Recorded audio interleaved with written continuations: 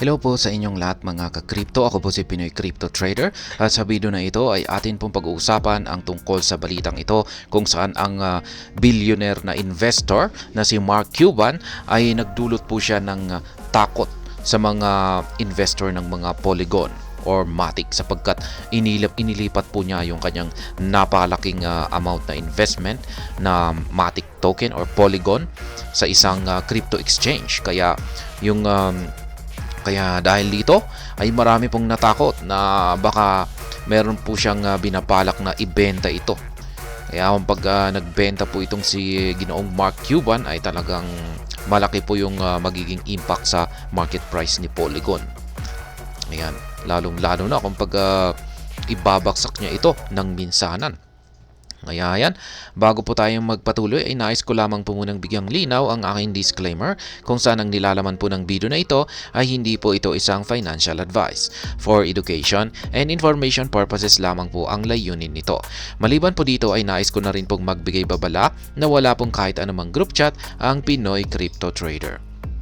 Ayan, billionaire investor Mark Cuban has deposited millions of Polygon or Matic to Coinbase in what appears to be a liquidation move. Kaya ayan, si Ginoong Mark Cuban, hindi po siya basta-basta isang billionaire lamang. Sobrang yaman po nito. At magkaibigan po sila malapit po silang magkaibigan kay Ginoong Elon Musk. Kaya ayan, nag-deposit daw po siya ng milyon na Polygon or Matic token dito kay Coinbase. At mukhang yung kanyang kilos na ito ay mukhang ililiquidate niya ito or ibabagsak niya or ibebenta niya ito. Kaya yan, gaya ng sinabi ko kanina, pag binenta po niya ito ay magdudulot po ito ng matinding selling pressure para kay Polygon or Matic. Kaya yan, according to data from Spot on Chain, a wallet labeled as Mark Cuban 3 unstaked and deposited a total of 2.826 million Matic on Coinbase at an average price of 0.91 per token. Kaya yan, ganyan po kalaki yung dineposit ni Ginoong Mark Cuban dito kay Coinbase. Nasa 2.826 million na Matic. This transaction valued at $2.56 million took place on December 25, marking the most emphatic move of the tokens received from the Polygon ecosystem growth on May 24, 2021. Current permutation suggests a potential sell-off is incoming. Kaya yan, nangyari po yung transaction na ito noong December 25 at base po sa permutations, yan ay mukhang ang potential raw po na mangyayari dito ay isang sell-off. May paparating na isang sell-off. Kaya, ayan, right play by Mark Cuban. Ayan. As of May 24, 2021, the Polygon ecosystem growth transferred a total of 2.5 million Matic to Mark Cuban. And Spot on Chain confirmed the billionaire staked the tokens to earn more. The staking yielded profit considering the withdrawn 2.826 million Matic. Kaya yan, nag-umpisa po yan. Nag-umpisa daw po ito noong May 24 taong 2021 kung saan ay may na-transfer po na 2.5 million na Matic papunta kay Mark Cuban. At yan, sa Spot on Chain confirm. Yan, yung Spot on Chain ay kinumpirma po nito na si Mark Cuban, yan, ay in-stake po niya yung kanyang nabili na 2.5 million na Matic para kumita pa, maragdagan yung kanyang kita. Kaya yung kanyang staking ay ayan, kumita po yan kasi noong taong 2021 pa yan. Kaya naging yung kanyang 2.5 na million na Matic ay naging 2.8 na, 2.826. Kaya yan, galing po yan sa kanyang pag-i-stake.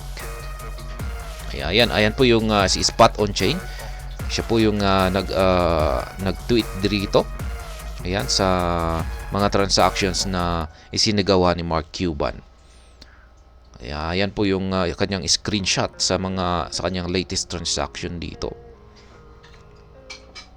Ayan, when Mark Cuban received the Polygon tokens, the average price was around $1.7, bringing the value of the received Matic to $4.25 million at the time. If Mark Cuban eventually decides to sell his stash as projected at the current price, the investment would be worth only $2.4 million. At this valuation, Mark Cuban's liquidation may come at a loss despite the growth of the tokens. Kaya ayan, kung magdi-decide daw po si Mark Cuban na ibenta ang kanyang Matic tokens, ay mag-i-incur po siya ng loss. Kasi syempre, nabili po niya ang kanyang Matic token noong nasa presyong $1.7 ito. Kaya ayan, ito po ay nagkakahalaga ng $4.25 million noon. Ayan, nung ganito yung kanyang presyo. Pero ngayon ay kung ibebenta po niya ito ay sa current market price ngayon ni Polygon or Matic, ay ito lamang po yung kanyang makukuha. Nasa $2.4 million. Kaya talo po siya kung ibebenta niya ito lahat. Kung magdi-decide siya na ibebenta niya ito ngayon sa kasalukuyang presyo nito. Whether the move is the right play or not, the potential Polygon liquidation is coming at a time when Mark Cuban is generally offloading his stake in some of his ventures. According to media reports, in late November, Cuban reached an agreement to sell his majority stake at NBA side Dallas Mavericks in an epic $3.5 billion deal. Dallas Mavericks under Mark Cuban embraced Dogecoin, forming a pivotal crypto-centric business. Impact on Polygon Matic. Yan, ito po yung magiging impact. Ito po yung mahalaga kung tayo po ay nag-hold ng Polygon or Matic, ay napakahalaga po na malaman natin ito. Polygon Matic is surprisingly not buckling despite the likely sell-off move. This perhaps because the amount of tokens in question is not significant enough to greatly impact the overall market size of the Ethereum Layer 2 scaling solution. Kaya yan, hindi naman po gaano makakaapekto ang sell-off na ito, na kung ito yung kung magbebenta talaga itong si Mark Cuban, ay hindi raw po gaano magkakaroon ng negative impact dito sa market ng yan dito kay Polygon or Matic, kasi masyadong malaki raw yung size ng Ethereum Layer 2 scaling solution. At the time of writing, Matic is changing hands at 0.87, up by 0.93% in the past 24 hours, and atop a market capitalization peg at $8.3 billion. Notably, the token's trading volume is up by 30% overnight to $803.3 million. Kaya ayan, pero sa tingin ko ay may impact pa rin yan, kasi hindi, sabihin natin, maski yung presyo or yung amount ng token ni Mark Cuban, yung kanyang Polygon Matic token, yung kanyang amount, ay maski sabihin natin na konti lamang yung impact niya sa market price ng Matic, pero yung takot, yan, meron yung emotion dyan, na yung maraming natatakot na syempre yan, baka malaki yung impact nito. Ayan, or baka talagang babagsak ng malaki. Ayan, yung emotion po yan.